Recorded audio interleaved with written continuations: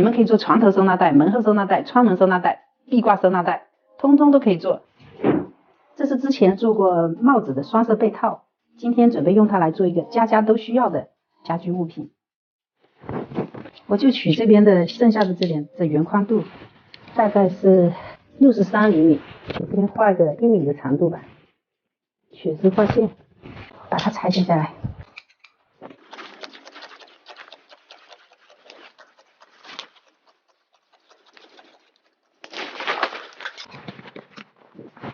还需要剪一块一样大小的里布，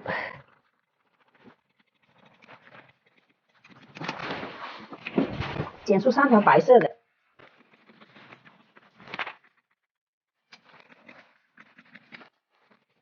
再剪3条黄色的。首先把这个边条的上口车缝个2厘米，下口熨烫一个边，最底下的一片不用烫哈。在这个底部上分成5等份，这个边条按照这几个点位，用夹子固定这个绳位。这个绳位的大小差不多，这个是一边有2厘米，2厘米，这样折叠，这个口袋就会立体一些。这是我固定好的，车缝好这一条，我们就车缝白色的，一条黄色，一条白色，全部车成这种的风裙带。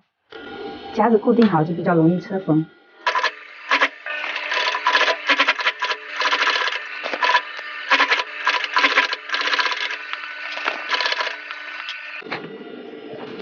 这边都车缝好，在每一个袋子的这个中间，这里车一条分割线，每一个都车一下，修剪掉多余的。接着在上面再车一条白色的，就这样子2个颜色错开车缝。我改变主意了，少车一排，看一下，这上面剩的这里，我本来准备用棍子，另外加个几个耳朵。现在少加一排就不加耳朵，直接卷个边，沿着边缘包一个边，就不用加里布。我多加一个衬布，沿着边缘车缝一圈。我把气口留在这上面，上面还需要车棍子的。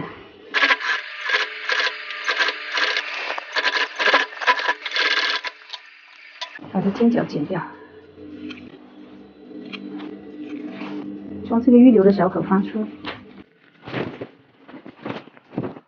把4个尖角挑出，挑出后沿着边缘压缝0.5厘米明线。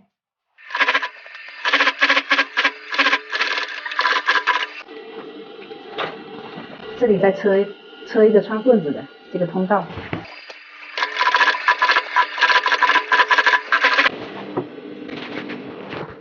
看一下被套改的收纳袋，这么多个袋子。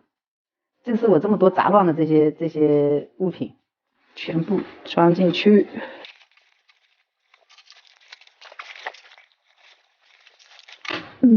这个烫斗也可以挂这里，这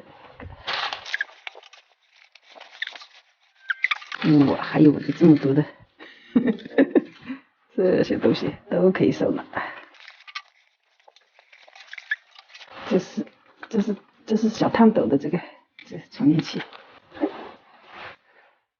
看一下子整洁，干干净净的，全部到这个百宝袋里了。我还需要做一个更大的收纳袋，你们想做可以挂首饰的，也可以做成各种的条条，这样挂上去，可以根据自己的喜好来做自己喜欢的收纳袋。